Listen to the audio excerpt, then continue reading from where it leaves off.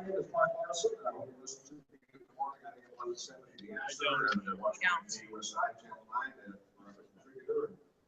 We're going to, I'll tell you what, I love seeing the great spirit of America here. Whether you're on one side or on the other, great outside, inside.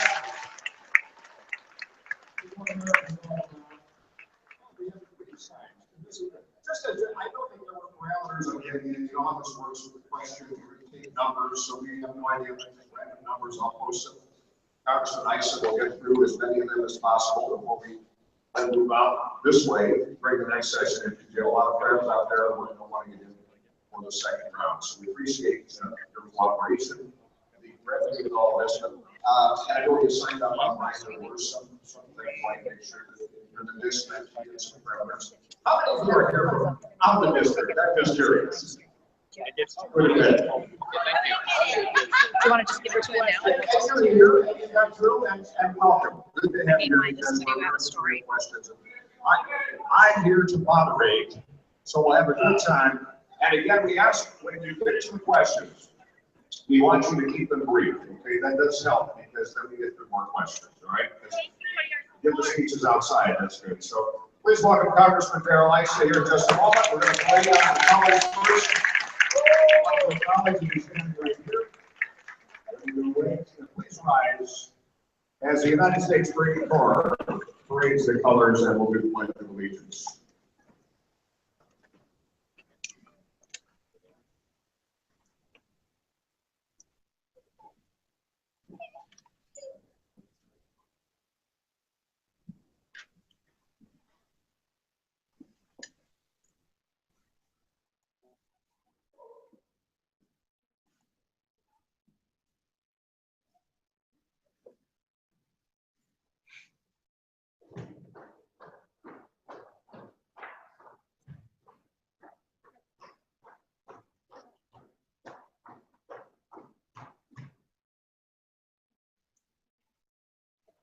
I pledge allegiance to the flag of the United States of America, and to the republic for which it stands, one nation, under God, indivisible, with liberty and justice for all.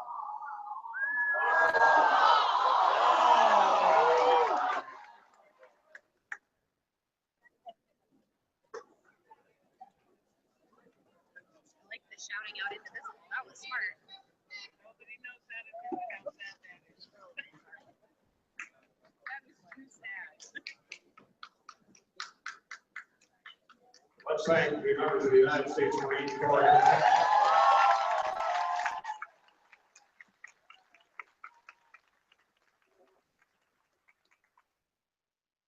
Please welcome the man of the hour, your public servant. He works for us. He knows that. Congressman Darrell Issa.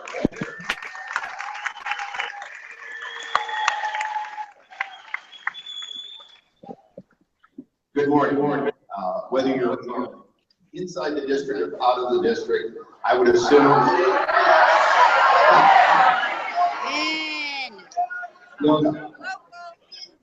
I would assume that you're all concerned citizens who are here either want to say something, want somebody else to say something, or want an answer to something. And that's what we're here for. So I'm going to ask for just some small ground rules. If you don't do it, you're only embarrassing yourselves and our community. So it boils down to, I'm not looking for applause, and I hope that we won't anybody's question. If there's a lot of noise over whatever I'm trying to say to answer, I will simply pause, and I will pause for as long as I cannot effectively give you an answer. If it goes on long enough, Mark will simply say, next question. Now, that's not my intent. 2 weeks ago, I answered for 90 minutes people's questions. I'm sure not every question got asked. Folks, relax. I understand you didn't know that I would come to your Tuesday protest. That's okay. I thought I was welcome since it was at my office. My opening presentation, for what it's worth, hopefully will be informative. I do not work for the executive branch. Questions, understand one thing. I investigated the Obama administration, that's true. I also investigated the Bush administration. There's plenty of record of things that happened wrong in both of those 16 years. On top of that, I represent all Americans. So I hope that the questions today will be based on exactly that. Not what do we do for you, or you, or you, or me, but what we do for America. And that's all I ask. There are no, one other ground rule. Remember, when you raise your sign above about here, the people behind you don't get to see. So do not assume for a moment that everybody behind you is thrilled to see a sign instead of someone else. If you're in the back row, please feel free to hold up signs as high as you want, as long as they don't block the cameras. And if you want to hold up a big sign like the gentleman there, at some point, please go to the back row and hold them up where the cameras can take a picture of them. Other than that, that was my entire opening statement. Mark, I'm prepared to start hearing your concerns and answering questions. All right, we have microphones out here. Thank you, Congressman Issa. As you're watching here, I blindly just went into these are the little tickets you have when you came in. All right. Went in there, pulled I'm not picking those out. Oh, you're not. I don't touch those. There's no way of knowing if it's, they're blue tickets, but they could be red tickets. We don't know, but they're blue tickets. We're just going by the numbers. You're on the first floor, okay? So if this is your number, look for our roll. Wait. No. Nobody can read that. Nobody can read that. You read it. Oh, come on. Okay. Are you guys good with those numbers? Like, we're adults here. All right, these are all 977 numbers. So look at the last, actually 9775. So the last three digits, 758, 9775, 758. You're first up. That's the first one drawn. Then 9775, 637. And last three digits of the next are 751 and 640. So if those are your numbers, look for our rolling microphones here, and you'll have your chance. Here's a rolling microphone there, okay? Let's take 758, and if you just, all four of you get up, we'll just go to you here and expedite things, all right? Good morning, Congressman Issa. I'm so glad to speak to you face to face. I've been trying for probably 5 years.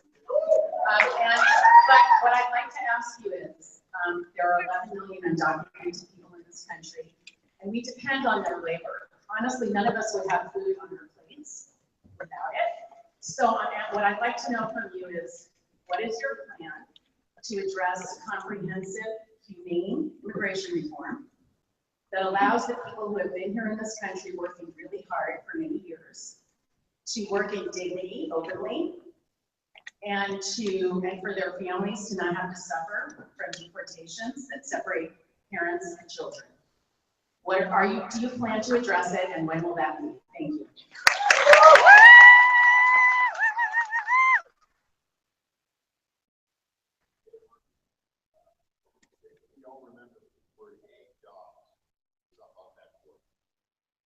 Your complex question is exactly one of the challenges. Your question, and I'm just trying to answer this as clean as I can. Your question being a whole lot of, and in order to assume a way that it hasn't worked for years. So let me answer the first part of your question, agricultural workers. I say to people on the left, right, this room, we have to find a way to affect agricultural guest worker program. Here's the reason. Even if today we all working who are here in undocumented capacity, what would happen once we normalize it, they would move again need another 2 million. No. That's No. 1986. So my proposal, the first part of your question, my proposal has always been, and I've worked with Howard Berman when he was Los Angeles congressman on something called Ag Jobs. We need to transition to something that says to our neighbors, particularly Honduras, Guatemala, obviously Mexico, and a few other countries, if you will work with us on an effective guest worker program, we will open those jobs for extended periods of time to agricultural workers, not their whole families, but to the workers, so they can get 4 to 8 times as much money here and change lives back in their own country. That's what a guest worker program is intended to do. It's not a migration, it's not immigration, it's a guest worker. Now, many of the proposals, and all of them that I think that have a chance to succeed in that one narrow category, all make an assumption that it's too late to start from scratch, that the workers and often their families are here, and often the families include American citizens. So there's got to be a transition in that deal. But if you don't accept the premise that we have a permanent need for agricultural workers, which as soon as you become a mainstream American, it doesn't represent the kind of hard work, even for $20 or $25 effectively an hour, that Americans do, and they migrate out of it. Then what we need to do is agree to deal with, and I'm going to call it the sins of the past, the government sins of the past, in an ineffective program, but go to a program that actually says to our partners, particularly South and Central American, Central and Northern, south of us, Mexico, that we will make an agreement, but that agreement is a win-win. So that's what Howard Berman and I worked on years ago. It's still what I believe we can do. And it's really no different than the people who come here for summer jobs to work in our resorts. That program works much better. Now, for the rest of the challenge, on the high end, we don't have a problem with H-1B and scientists. So what we have is a plethora of other jobs. What we have to do as Americans, and I'm speaking to every American here, but also every American, we have to figure out, are these undocumented immigrants in jobs that Americans will do, that Americans are being displaced by a system that's gone through the back door? Oh, No, they're not. And so the point is, I don't think we have a solution for 11 million people. What we should do is build a set of criteria that is humane, as you said, that transitions from a failed system, which we're in, to a system in which some people come here as guest workers, some people come here as immigrants, and we look at every person who has not otherwise broken laws as a possible person for that conversion. But again, anyone who says everyone here is hardworking and plays by the rules hasn't been to our county jails. You can't say everyone.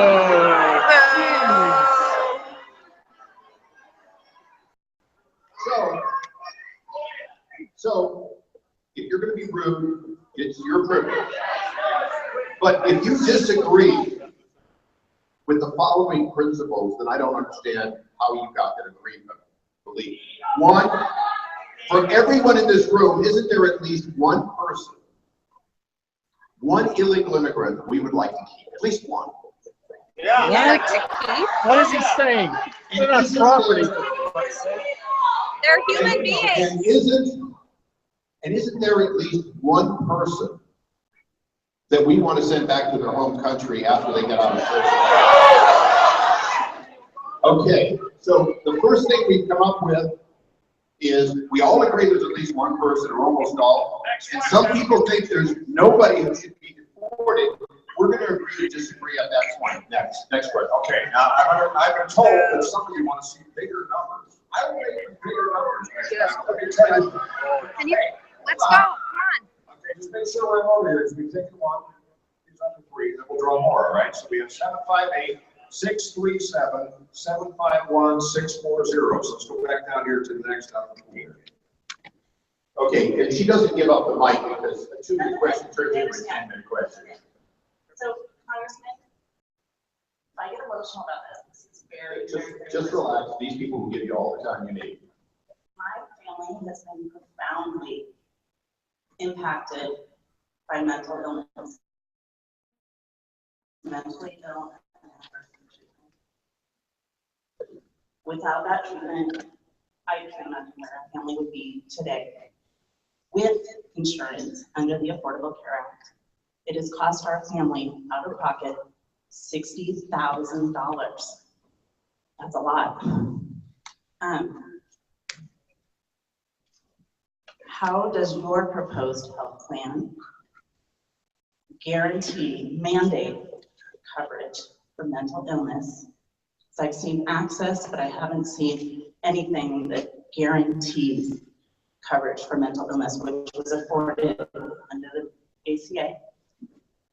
And how does it compare with the Republican proposal that was just announced? Thank you.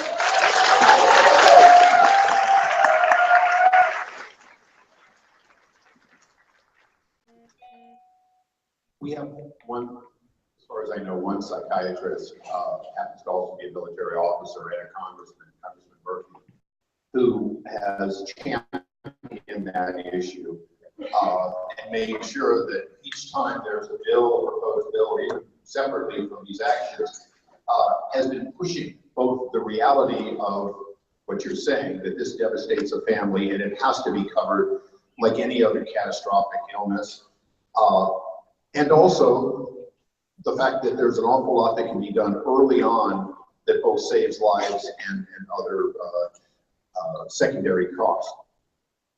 And for me, I'm not an expert on it. My understanding is, and you asked about my bill, so I'll get to that in just a second. My understanding is we are not changing those mandates, but I can tell you this, Congressman Murphy's vote will require that we not in any way lessen anything available from that standpoint. Back to my bill, for those who haven't looked at what I've been pushing one part of a comprehensive overhaul, and that is the California, we have the largest exchange in California for obvious reasons, but in state after state, the problem is, well, people leave the exchange, either don't get insured or go elsewhere, and people with needs are in the exchange. And of course, that creates an adverse pool, a pool in which the only people in it are people who need more than would be a normal rate of payment. And so what I proposed was that we start with the federal workforce, over 9 million people and their families, who already represent a healthy pool. We add to it the access for a broader array of private employers, small business people who just look for a way to do something for their employees at a reasonable rate. We then add to it state workers, and there's some school teachers or other state workers in the room.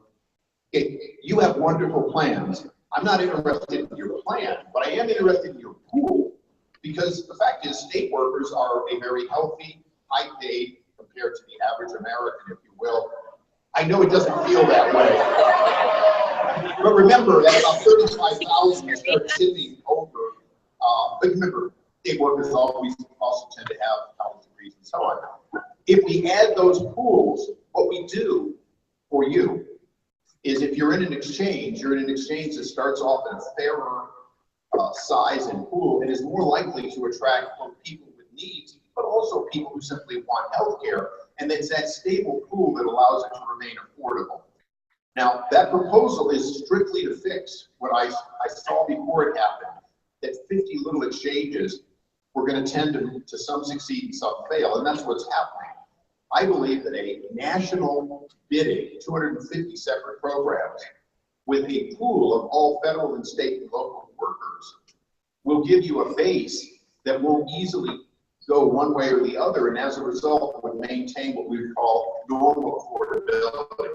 So I want people to understand what I'm pushing for is just the common sense of, I was a small employer, I guess I'm a small employer again, but when I was a small employer and then got a little bigger and bigger, it wasn't until I got to about 100 employees that I had power to get my employees good plans, maybe 2 or 3 or less employees. The insurance companies own you and you have very little choice as an employer, which means your employees don't get a good deal. So that's what the bill intends to do. But I can assure you one answer, we will, that's a separate question you may ask. We will make sure that there is no rollback of mental illness in this bill as far as it being treated like any other injury or illness. Answer So the back here question. next up, and we have one more that we'll talk in. Okay, right back here. Number 4. That's, okay, where's number 3? I don't know if we have these in order. We're just going to go through the 4, otherwise we'll be here all day. All right. Yes, Congressman Issa, I'm Stephen Boshinsky, I live in South Oceanside. My question is, since Trump Care eliminates the 3.8% surtax on investment income on individuals making more than $250,000, how much will this benefit you personally, Congressman, in dollars?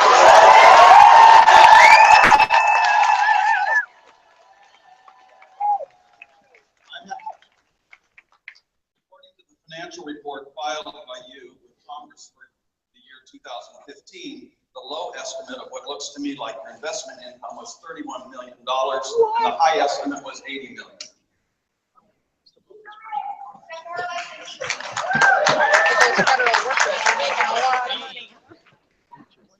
Well, wait a second. Have you done the math? Why don't you just give me the answer? This is not between us, between this gentleman. Thank you. I mean, yes, anytime taxes are reduced or increased, somebody who was fortunate enough to build a pretty good sized company, sell it and put it into purely, by the way, purely mutual funds. All I own in that whole portfolio, as you can see when you look through it, was mutual funds. Those mutual funds will do, in fact, turn out both capital gains and ordinary income. And if you take whatever tax and you apply it to that, that's what you're going to get. No question at all. I don't make any bones about it. And why should I? I was never a government contractor. I built my company in the private sector in the consumer electronics industry. And those revenues, quite frankly, yes, they occur and I pay my taxes. So the answer is, if you want somebody who has no income, who lives on $174,000 and lives in their office, okay, choose that person. Okay.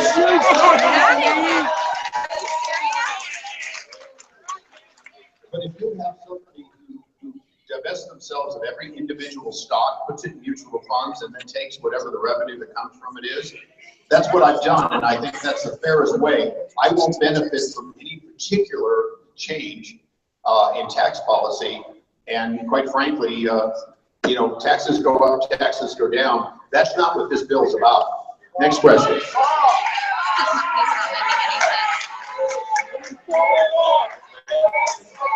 Hold on. All right, this won't work if we all do that. Appreciate the passion. I love the science. The agree or disagree thing is great because you can see it from up here. We don't need to hear your Shush, voice. quiet. Where's our fourth one here? Yes, sir. Then we'll draw again. I'll draw again while you're doing this. Congressman Issa, my name is Dr. Kenneth Reed. I'm a healthcare provider, I'm a physician. And I applaud you for getting together the physician and healthcare community and meeting with them and gaining their interest. And it's nice to know that the physician voice is heard. What did you learn from gathering the ideas of the physician? As I would have said just when I was growing up, boy, that's a complex answer, and I'm going to be a little short. I'll just give you a couple of things. First of all, that many of the policies that are not related to the Affordable Care Act are driving up costs, and that we've got to change some of those. One of them that we talked about was the elimination of clinics, which actually operate for less money delivering care. And as those clinics go away in favor of hospital-owned facilities, they may or may not relocate to the hospital, but the cost goes up, particularly government paid. We obviously talked about the pools, and we talked about some of the specialties. And I think that's where, when I look at what's going on in the Affordable Care Act, and I meet with, we had hospital administrators, we even had one chiropractor there, we had a patient's advocate. What we heard was there are so many things that need to be fixed if we're going to lower the cost of health care, which has absolutely nothing per se to do with insurance. Insurance is more and more a reflection of the cost of health care. I think that was really important point.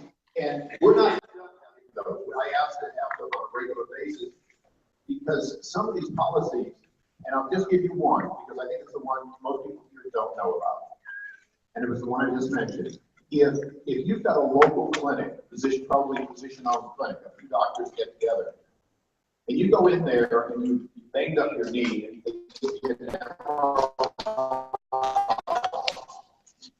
the reimbursement there for Scripps. Now, I'm not upset about Scripps, but if Scripps buys that clinic and puts their name on it, that is paid, goes up.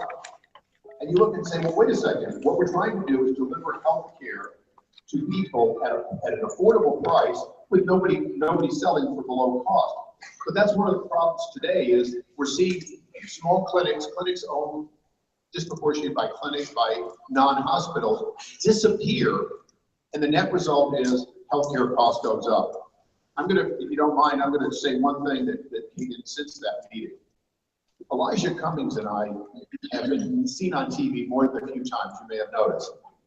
But we've done a lot of legislation together. Right now, he was just at the White House asking why it is that we cannot, at least in some part, do what the Veterans Administration does and buy our pharmaceuticals in bulk and get a better price. And you may or may not be aware of this, but he got full agreement from the president.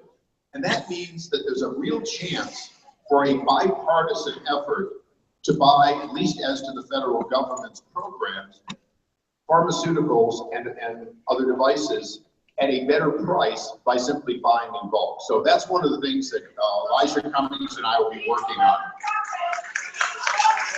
All right, we've drawn again here. I made these bigger. You notice I've shifted to a blue ink. Oh, come on. Next, I'll use red ink. I'm just trying to be the impartial moderator. Look at your last three digits and then stand up if I call your last three digits. 597 744 742. Those will be out just that way. There you are. 597 744 742. Right over here. I'm a terrible public speaker, but I'm doing this for my son Charlie, who has Fragile X syndrome. It's a developmental delay, and our family relies on Medi-Cal to meet his medical needs. With the cuts, the proposed rollbacks to Medicaid, how will his needs be met as he lives his life?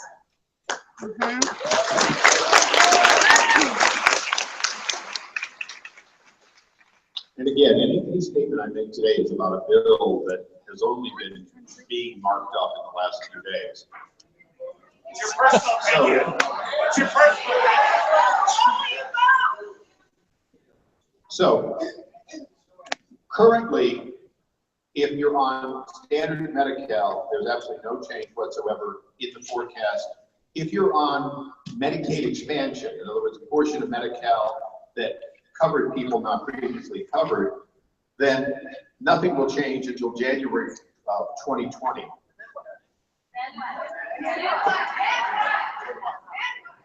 Thank you very much. Then we're working on a series of grants and credits, and I'm looking at that bill the same as you are. What I will say is I'm going to ask a question to all of you, and I'll get the disagrees. I'm ready for it. So, if your child is completely disabled and absolutely no capability of taking care of themselves, and you're a classic Medi-Cal recipient, or your child is, it's a 50-50 deal. The federal government pays half, and the state of California pays half. Under Medicaid expansion, we always call it Medi-Cal, but in every other state pretty much it's Medicaid. Under Medicaid expansion, the deal was 100% for the first year paid for by the federal government, and then 90% thereafter. So one of the questions has always been, and I hope we all look at it from a standpoint of how much skin should the states have in taking care of various challenges, medical challenges. The original deal in Medicaid was intended to be a partnership between the federal government and the states, with the states taking the lead on solutions.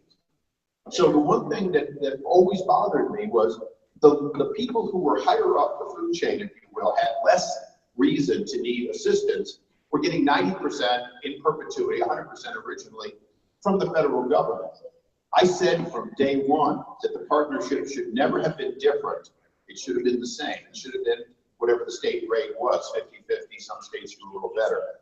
And I will tell you, I continue to champion that in Congress, that we shouldn't have two steps in Medicaid, because if there's two steps in Medicaid and the federal government's paying more, it's always going to be irresistible for the states to say yes, and for the federal government to say, okay, now how do we pay for it? So there is clearly the ability to go in. In your case, it would depend on your economics, whether or not you would be getting prepaid. Not my economics, it's my son. He is completely separate. Then he is a standard Medicaid, and there is no, You're saying that he will not- there is no change if your child before Obamacare was, hey, it's not affordable, and by the way, Obama. Yes, it is.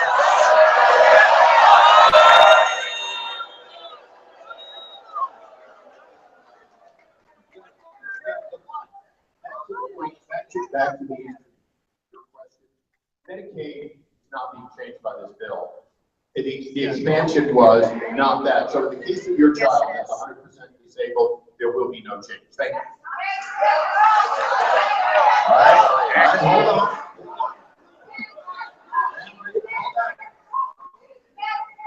Gentlemen, love your passion, but were you 597, ma'am? 597, let's go to 744, 744 next. Okay, can I say this real quickly? Who's got a microphone? Yeah, would you come on up here for just a second? I know, you're gonna have lots of them. You can tell I'm laughing. Would you get the gentleman up front? Because I promised him I'd let him ask a question. There's a lot of people that have the same question. Trust me, I've never been before.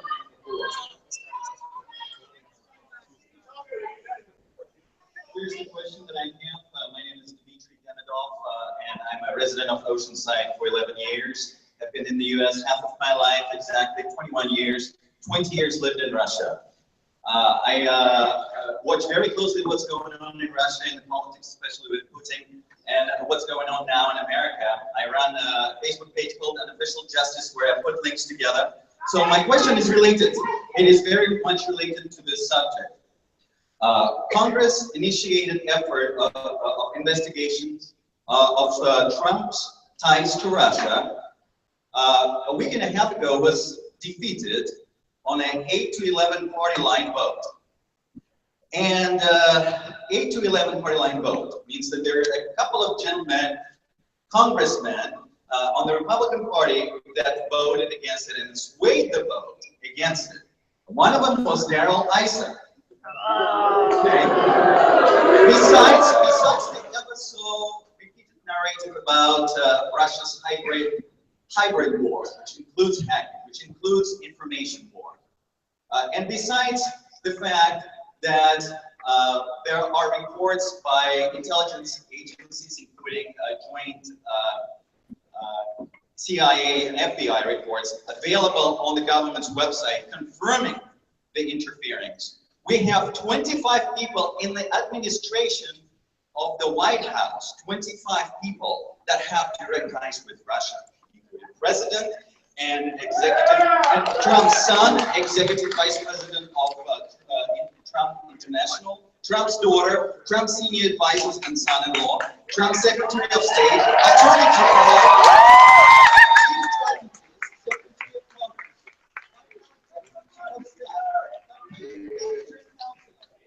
Department of Education. Okay, I think we got it. Thank you. Here's the question. Okay. Mr. Issa, that you'll vote against the investigation. Okay, we get that. Okay.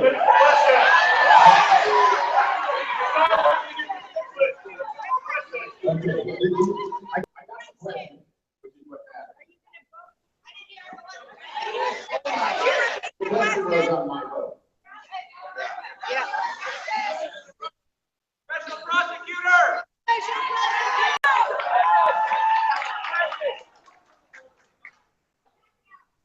Okay. I supported the recusal of the Attorney General because I was on the same National Security Advisory team as then candidate Trump, and I knew you could not be on a campaign Thank you very much, but one question, one answer, please. If your number's called, you get to do that. Except for. You have a number? Oh, trust me, this one was gonna come up. Come on, get dressed up for this. The fact is, I called for the statute. And the question on Bill Maher was very specific, and I stand by it 100%.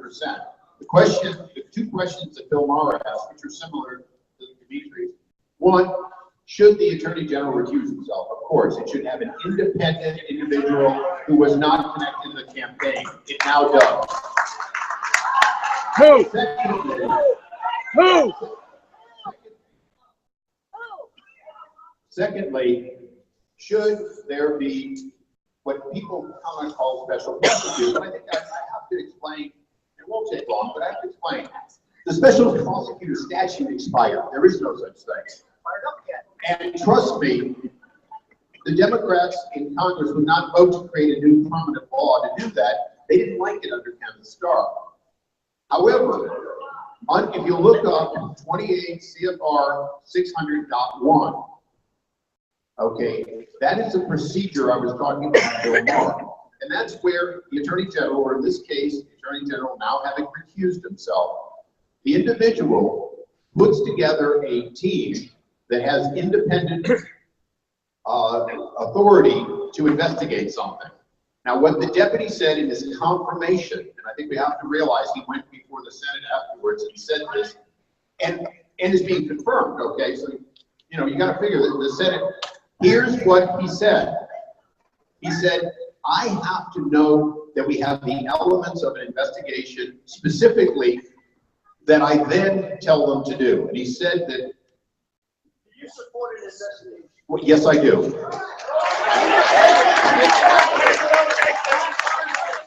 Now,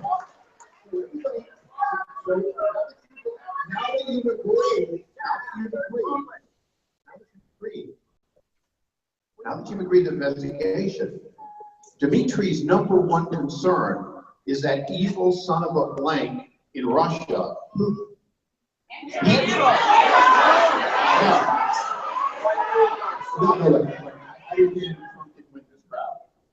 The fact is, Putin was evil when President Bush thought he could see into his soul. President Obama tried to work with him in Iran, and we're going to get a nuclear bomb. Oh, Putin, come on. Putin went into Ukraine, into Crimea. Hold on. He went into Crimea, he went into Ukraine, and he used cyber attacks. So, Yeah, you're telling us what we are. I not only support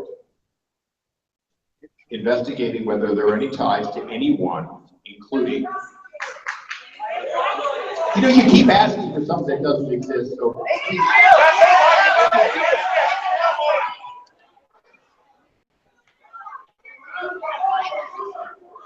Okay, the bottom line is, there is a lot to investigate. I serve on the committee that oversees the FBI. I intend on making sure that we investigate thoroughly. Do your job! Do your job! Do your job! Do your job! Do your job! Do your job! Do your job! We'll never get to the other questions. I just want to, can I just say? Then start talking. Read the number. Read the number. Read the number. Yeah. Here we go. Back here, dude.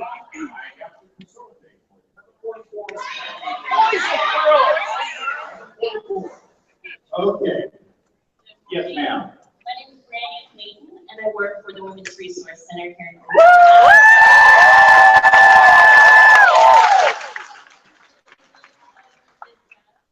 We've been providing services for domestic violence here in Oceanside for over 40 years. We give services to approximately 6,000 families every year. The current administration has floated a budget in which it will cut all funding to the Office of Violence Against Women. That funding helps to fund all of the services that we provide under VAWA, the Violence Against Women Act. Now, you've stated that you're a proponent, and we know that you voted for it. But what are you going to do to keep that money from being cut?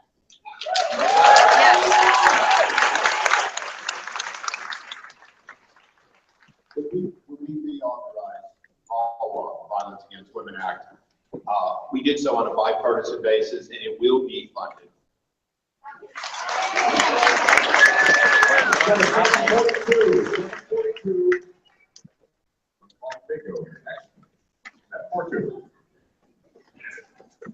Senator, I have a question for you. As Just a lowly House member, go ahead. I've known you for a little while. We've run into a few times here in town. My question is that as a company film owner, as myself, in the film business, and I started my company years back. And the problem we have is a lot of business people continue to deal with the IRS. IRS pretty much bullies the people pretty much have a lot of control by telling us how much we pay them. I'm very fortunate to have a CFO and family that watches what they make, how much money we make. And pretty much put an account aside for how much, if I make $1 million filming a movie, we take that money and take the taxes out of that, put that into an account. I fought the IRS for 5 years, and I'm not understanding why the IRS continues to have this much power over people that own their own businesses when they do not owe the amount of money that the IRS tells them they owe. And then also controls their livelihood, they put liens on their homes, and they just really make a mess. And how can we fight them in the right way? Okay. Come on, we must all agree that nobody really likes the IRS. It's just us. So I'm going to answer it as succinctly as anyone could. First of all, the caseworkers in my office deal with people with IRS problems that are not of their making all the time. Second of all, the reason the IRS has the power it has and can do a lot of what it does is that we gave it an absolute independence. And we did so in order to keep Republicans, Democrats, presidents, everybody out of using it as a tool. No, I know that. That's hilarious. Laughs and cheers, but 103 is a law that says unless you give me specific permission to help you and access to your tax records, even if you give me your tax records, I can't ask the IRS a question without that approval. And we do that to try to maintain the independence. But the answer to your question for all of us in the room is, if we were to make our tax code the same, let's say, as Germany's, which is 1/10 as long, you might not pay less taxes, but you would have less trouble with the IRS if we could get rid of all of the pluses and minuses and loopholes that have been built up. So the reality is, what you're asking for is a reform that everyone talks about, but I haven't seen in my years, which is instead of piling on more regulations, we really do need to overhaul the tax code to get rid of the loopholes, but at the same time to make it fairer for everyone to pay essentially a agreed on rate. And I look forward to working on that, but I will tell you that is hard. It hasn't happened in my years. The last time it really happened was in the Reagan administration, when Republicans and Democrats came together and agreed to a lower rate, but people paying that rate. We need to get back to that. Thank you. All right, we're going to go to 3 more here, and I think if we all cooperate, we'll get through these. 663-809-523. That doesn't count. 663-809-523. Last 3 digits. Who has 663? Right over here. That's 663 here. All right. All right, we have time for these 3 before we wrap up here. So let's. My name is Catherine Shield. I'm a member of the State Bar of California. I'm a patriot. My First Amendment rights were violated in this room. I had a very small sign that said "Investigate Russia Now." there are many other people who have signs here. Your bodyguard, security guard, came over and took my sign away from me forcibly. I asserted my First Amendment rights of free speech. I told him it was suppression of speech. It was also, Can you hold on for a second? Who's got the sign? they took it away from me. No. Hold on. The only instruction was that signs that were large enough to obstruct, like the gentleman down there that still has his. My sign was not large enough to obstruct. I apologize. The instructions we had, that gentleman. Mine was much smaller than that. And I sincerely apologize. As you can see, I gave no instructions. The fact that uniformly, the ones that say the 8.5 by 11. Mine was small. It was forcibly taken from me, and it constituted a battery. It was your staff. They committed a criminal offense against me. Well, okay. Thank you very much. We'll go on to somebody who does have a pending lawsuit. All right,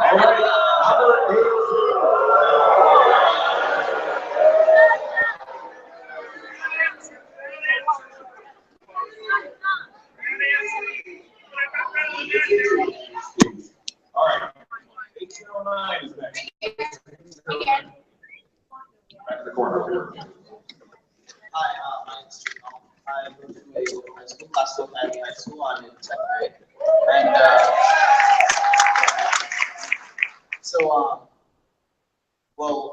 I specifically am up to date on a lot of political issues. I do policy debate in high school. And I just wanted to say that my class, we had a discussion very similar to this the other day. 4 corners degree, strong disagree. And I feel that it's sad that we were able to have a quieter and more discussion. People who had opposite ideas than here. I think that it's very sad.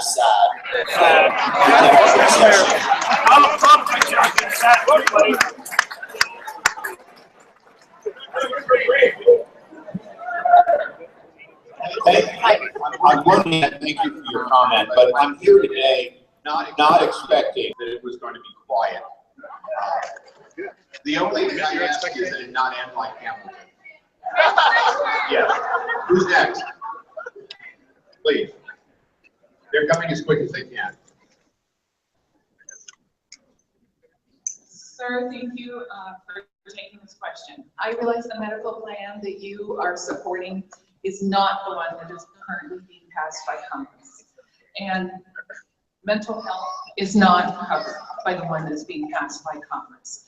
I just sat down as a cancer survivor and currently going through cancer treatment with my doctor, and these are the things that I am faced with. The current plan that you are going to be passing, I have pre-existing conditions which will put me in a pool of high risk. I am also in my 60s, do not qualify for Social Security. So therefore, I also go into the pool that the Affordable Care Act would have kept me at a lower rate. Your plan is 5 times more than the 3 times that the Affordable Care Act was.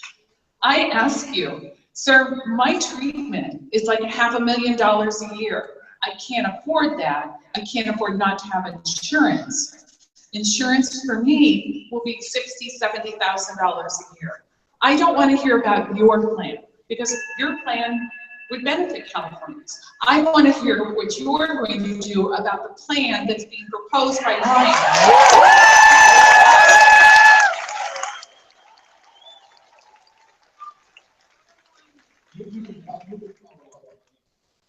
Break it into 2 parts. No, if you have a follow-up question, we'll take it.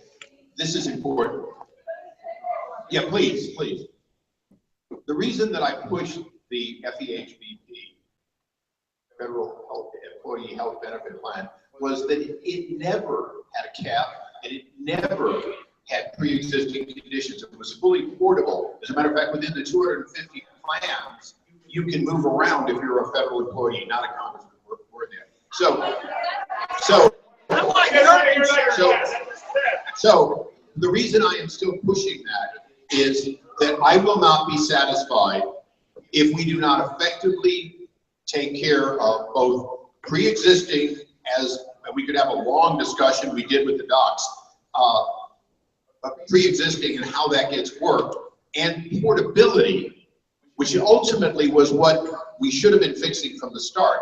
Remember, pre-existing sounds great, but then the question is, and this is the question that I'm being faced with as a fiscal responsible Republican, is, I know. So the question is, if you choose a plan, should you be able to move with no penalty to another plan because suddenly you need more?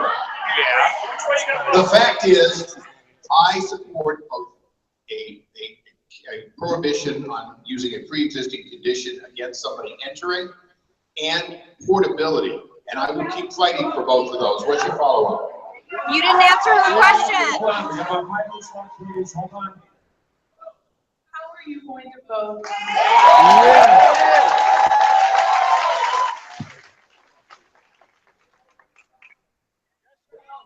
No, look, I've read Indivisible. I understand you're asking for yes or no. Hold on, please. The current bill is not in a form that I approve of. I am trying to change it. But ultimately, the Affordable Care Act has problems that have to be fixed. So my intention is to keep working on the fixing. Thank you. All right, very quickly, thank you for your cooperation.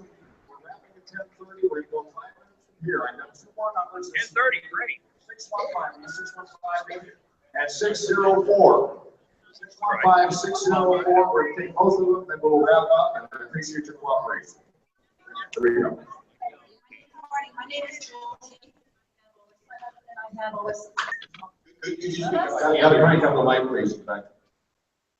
This is a healthcare question. Under the proposed act by Republicans, apparently there's not going to be an individual mandate for insurance. Let's take this scenario.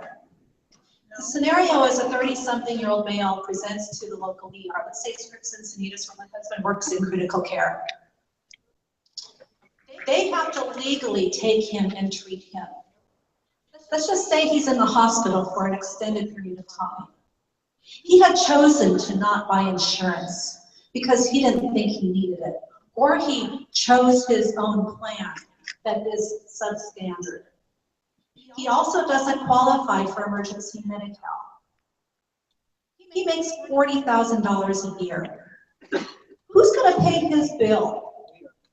Is the hospital going to pay the bill? The hospital pays the bill, and the hospital workers' wages go down, they work harder. Tell me who pays his bill when there's no mandate and there's no single payer system.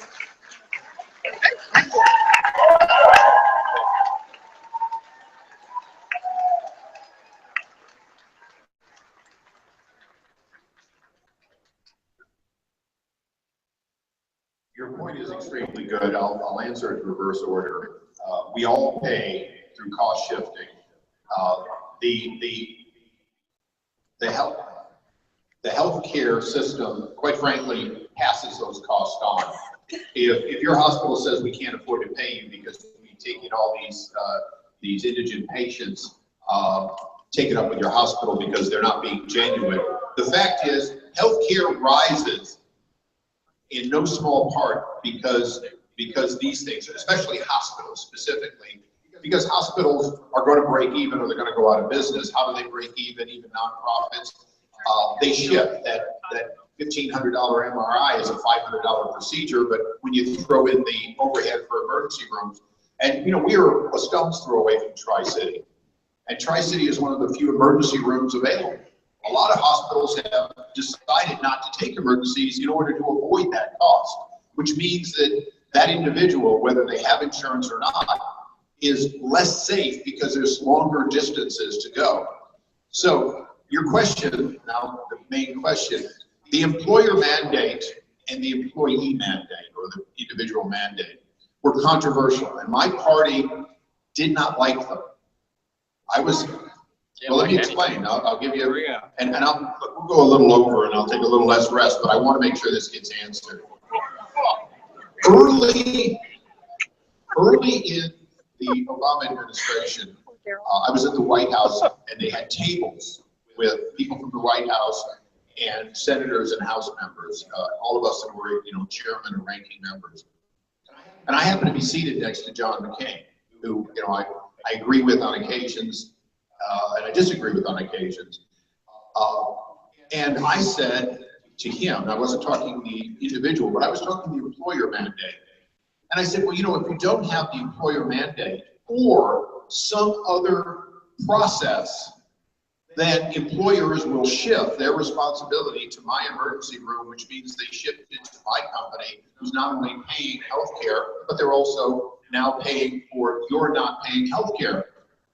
And I'll never forget, this was not one of those times in which the senator and I agreed. And we're there with all the Obama people, and he's yelling at me. I am not in the same boat as just any Republican. I've been an employer who struggled to provide health care for my employees.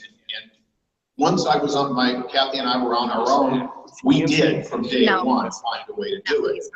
But the fact is, I do not believe that we can strip away both employer and individual mandates and not find both a carrot and a stick to get people to be financially, physically responsible for their own decisions. And will I tell you here, I won't vote for something if it strips away the mandate. I'm not going to make that commitment, but I will tell you, what I will tell you is I will keep fighting for a recognition that that individual who chooses not to have insurance, in fact, should be held in great amount responsible. And the employer cost shifts. And I'm just going to give you two things. These are state issues more than federal issues. The state of California certainly could view that individual's responsibility to include going after them and making sure that they pay, if you will, for their decision if they can. We don't do that. The second thing is we could put into our law for all our employers both inducements and penalties. For example, if we took the minimum wage, how many people here support a $15 an hour minimum wage right away?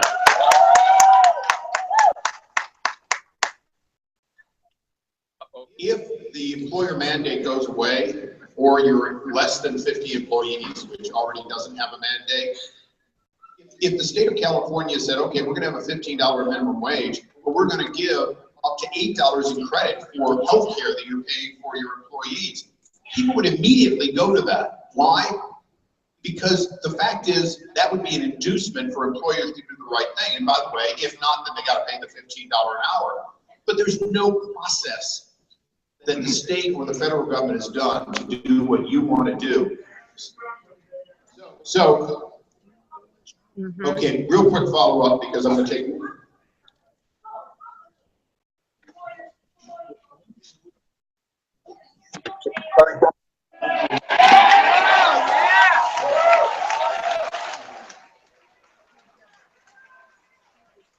Okay, because I got all those agreed. How many veterans are in the room? Stand up, please.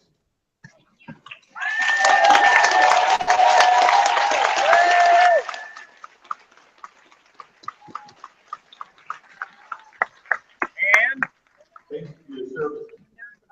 By the way, we honor our Marines in this building once a year. But the VA is a single payer system. And it is in crisis. Australians single payer saved my life.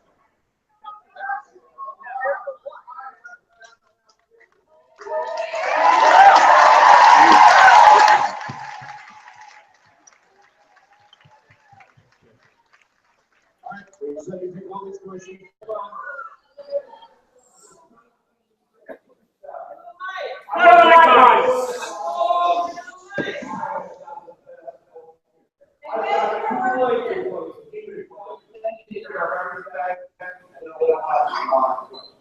All you have to do is show up for your appointment and play by the rules. I appreciate it.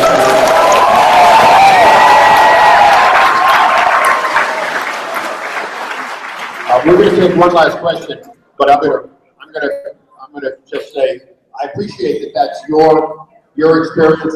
To be honest, I'm a veteran. I have had no shortcomings. However, response, you're all talking.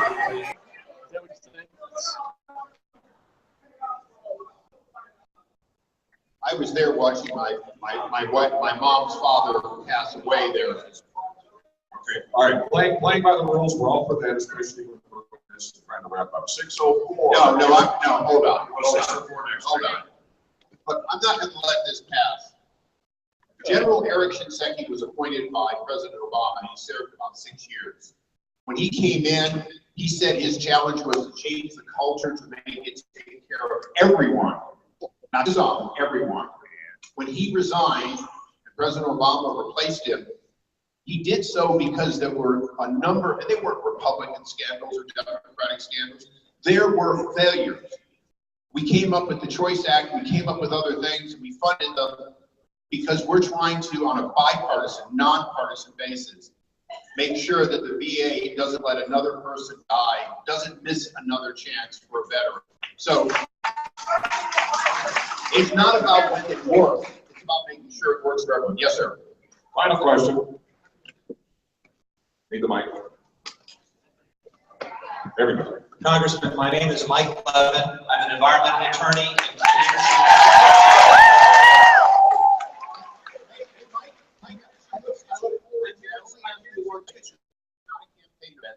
Please bear that in mind. I was respectful of you, sir, but I have a question. I've had a question to you for, actually many questions of you for a long time.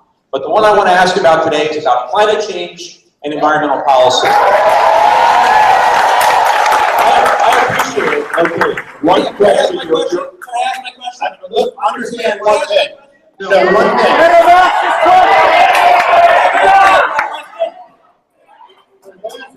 Of the press, you're a candidate for office. Please ask your question. I appreciate your time. I actually shot you on the end. Thank you for that.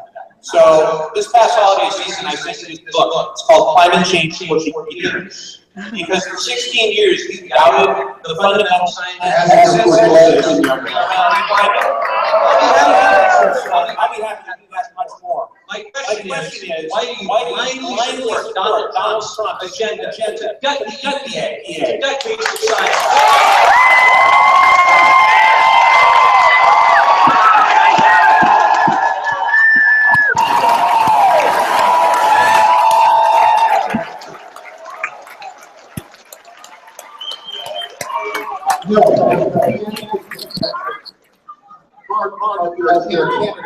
That doesn't matter!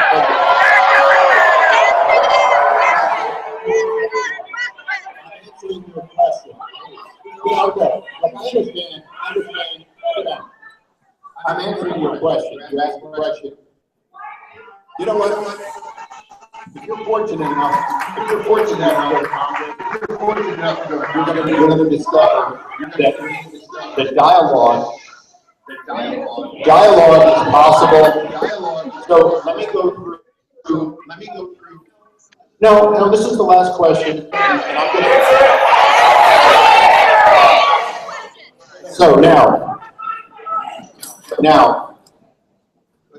no, the Senate confirmed in my case.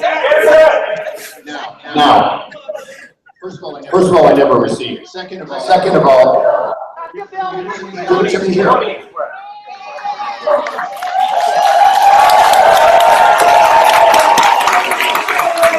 Okay. I've been given reading material. Okay. Now, the bottom line is, I have been trying to be in a positive way. And first of all, I do not support a reduction in EPA's funding. Okay?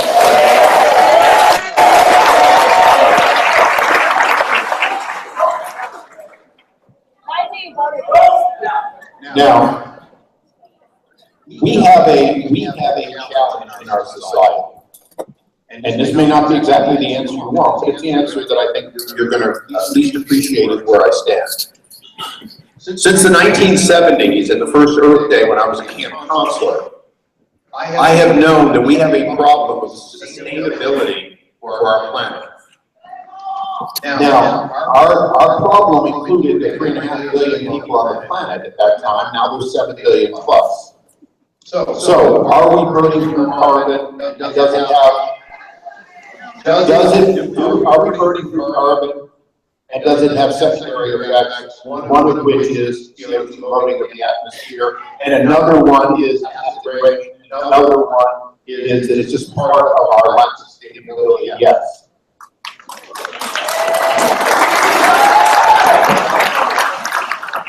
So will I be a single issue candidate ever? No.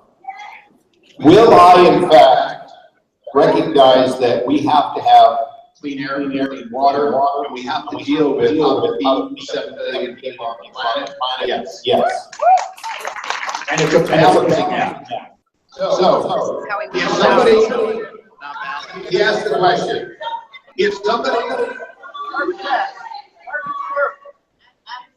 somebody only cares about how much CO2 is going in the atmosphere, then you should be making sure that the opportunistic power generating companies are not artificially shutting down their power plants early, as much as 30 years early, and putting CO2 in the atmosphere because natural gas is replacing it.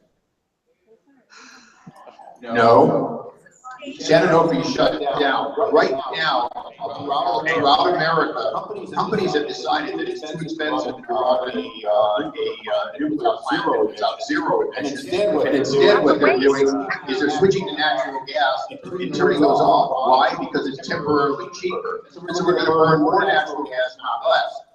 There are lots of issues in clean air and clean water. And the EPA was created by Richard Nixon.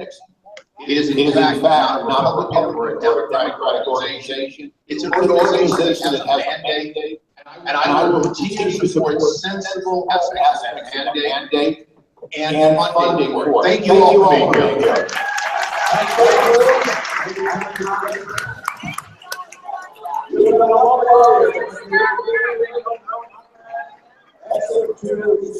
Did you get all that? Thank you.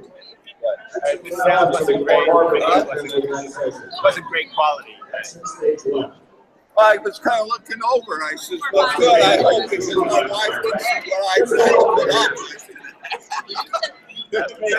Thank you, young man, Yes, for your time. thank you. Thank all of us for being here. Well, I do. Oh, where does he want us to? I'm over looking at your equipment and there's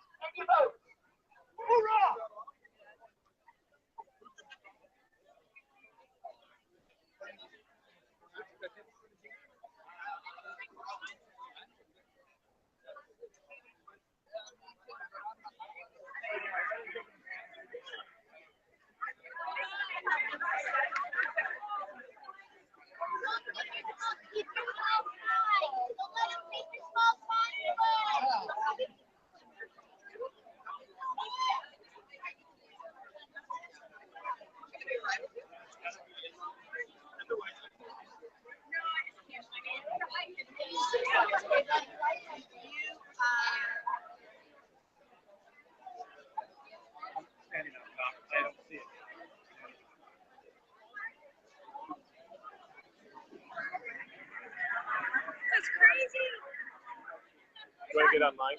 What? Are you trying to get online? No, I already went the first one. Yeah. Me too.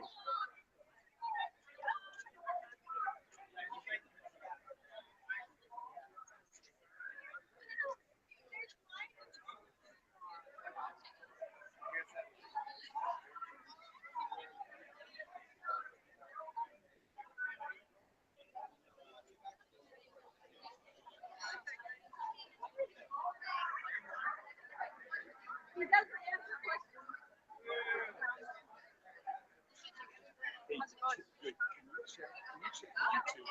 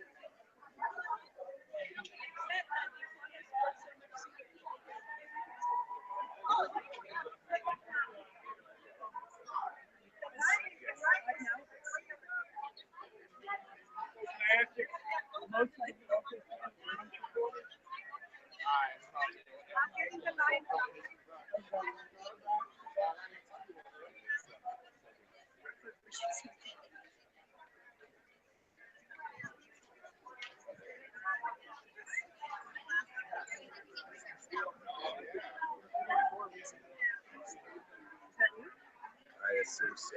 Let's see. It takes about 15 seconds away.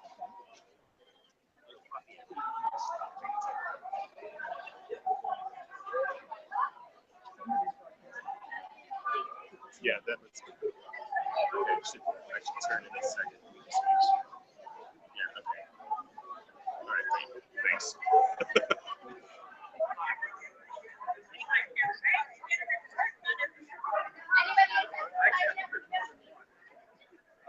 So The national.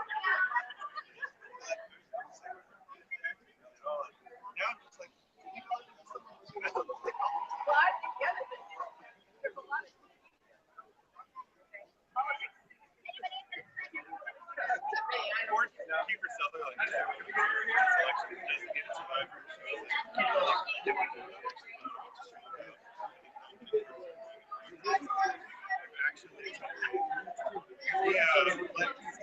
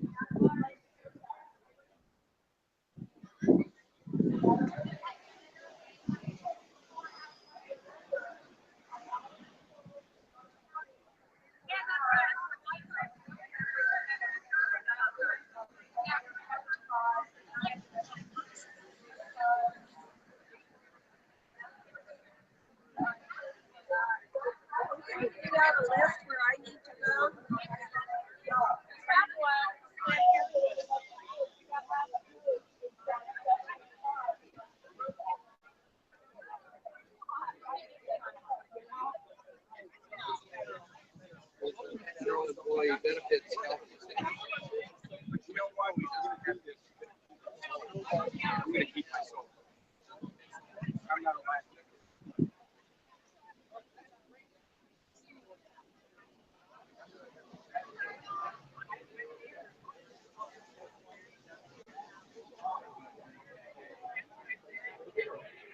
Bigger and better.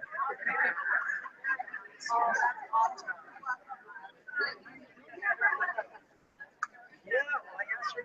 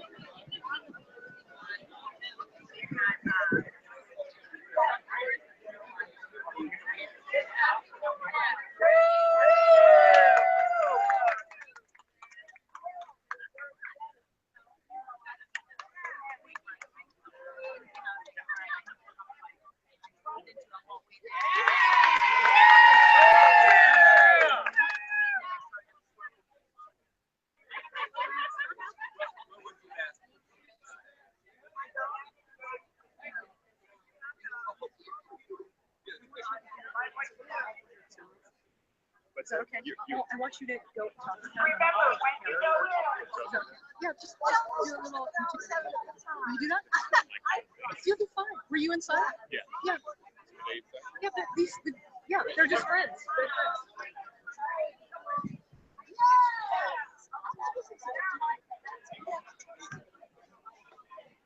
Yeah.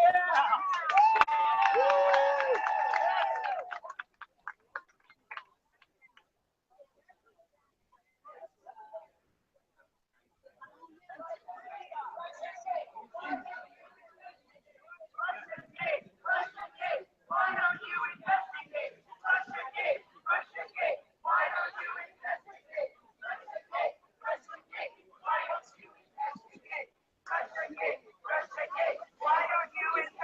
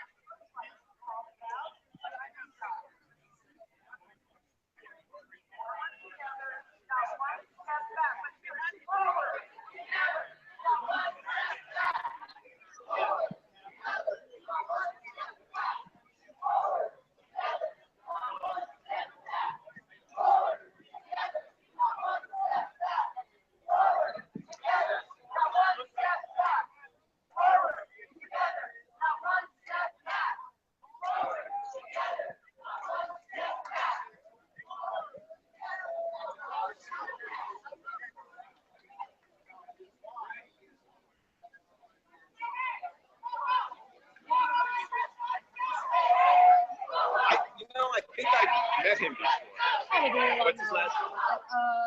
I don't know. Thank you for doing that. Yeah. No, it's just.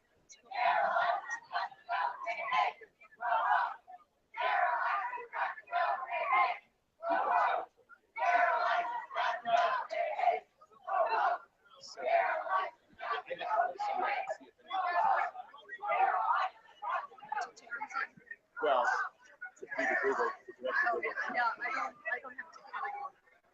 Yeah, actually, nobody else is connected. I think that's. I could ask my friend Sharon what's inside.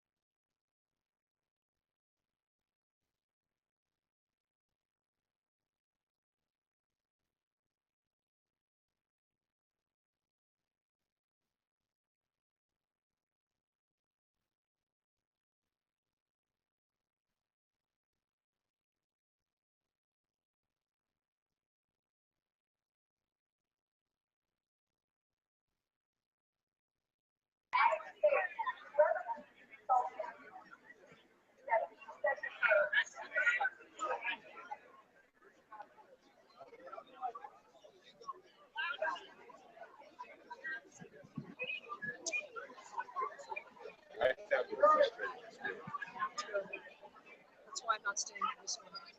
Emotionally, No, I can't take it. Me too. See, I have to be honest, I'm emotionally drained. Yes.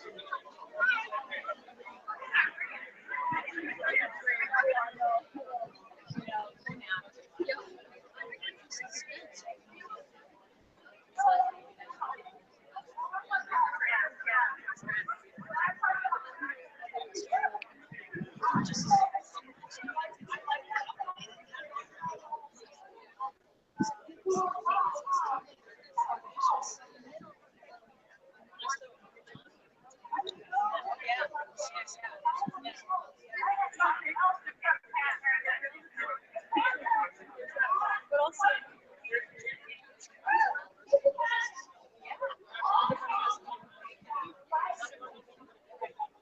some people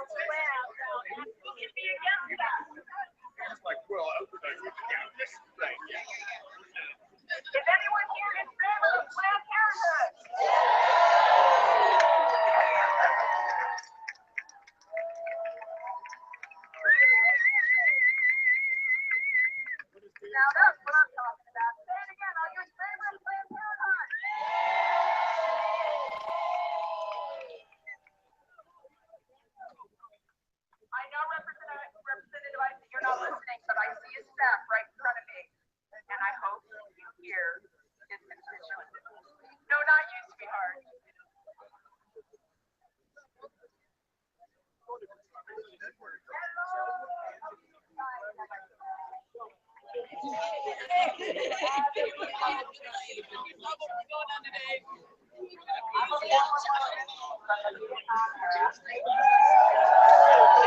was actually seeing United States Marine Corps to have Darrell Issa or anyone else treat my country the way it's being treated.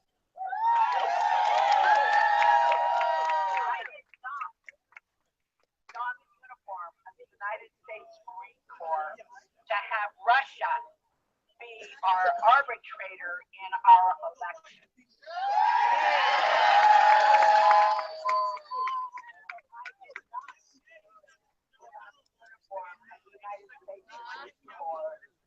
To have Planned Parenthood destroyed. I did not put on a uniform to have Donald Trump in the White House. Not my guy. Not my guy. I did not put on the United States Marine Corps uniform to have President Devon send our education down the gutter. I did not put on the uniform of the United States Marine Corps to have an uneducated non-believer put in front of me.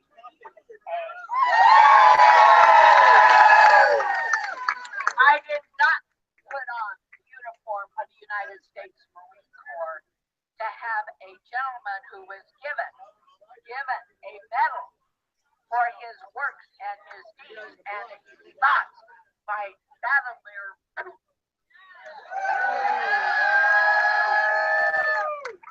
Now, the reason I took this mic was we were talking about the Planned Parenthood. I have a beautiful, beautiful, wonderful 46-year-old daughter who went to college, who struggled, who went to work and became a teacher. And on the way, I could help her only so much. She was a single mother. So she used Planned Parenthood as her health care. They found the beginnings of her cancer. They took care of that. She is alive and well today because of Planned Parenthood.